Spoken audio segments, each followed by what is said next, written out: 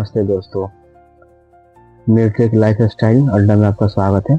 आज हम बात करते हैं सीबीसी के बारे में। सीबीसी कंप्लीट ब्लड काउंट, ये एक ऐसा टेस्ट है जिससे हम कॉमन डिजीज के बारे में इससे हम डायग्नोस कर सकते हैं।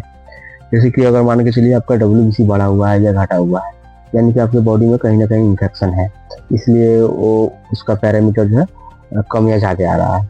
दूसरा आता है RBC, red blood cell. Red blood cell अगर आपका ज़्यादा है तो उसको हम लोग बोलते हैं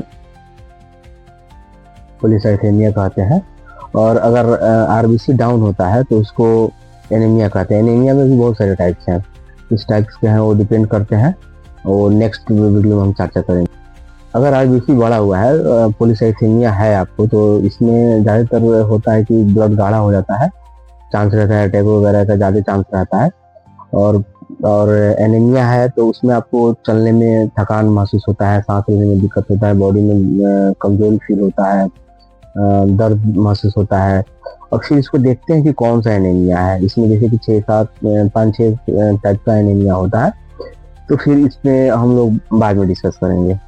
नेक्स्ट होता है एचबी, हीमोग्लोबिन। हीमोग्लोबिन क्या है कि आरबीसी में मिक्स रहता है, और हीमोग्लोबिन का प्रॉपर काम है कि जो बॉडी में ऑक्सीजन होता है उसको कैरी करता है। स्पेसिफिक जितने भी बॉडी में सेल्स हैं, ऑर्गन है, उनके यहाँ तक ये ऑक्सीजन कैरी करके लेके जाता है, और वहाँ से फिर कार्बन डाइऑक्साइड वापस लेके और फिर बाहर उसको भेजता है। ये मतलब काम होता है हीमोग्लोबिन का।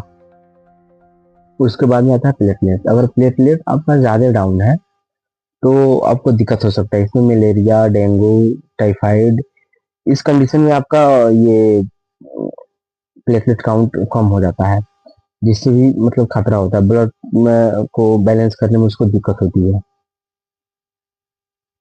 वैसे फिजिक्स में बहुत सारे पैरामीटर होते हैं, लेकिन मैंने अभी मेन जो उसका पैरामीटर है उसके बारे में चर्चा किया है। इसके बारे में फिर अगले वीडियो में मैं बताऊंगा कि बाकी का क्या काम होता है।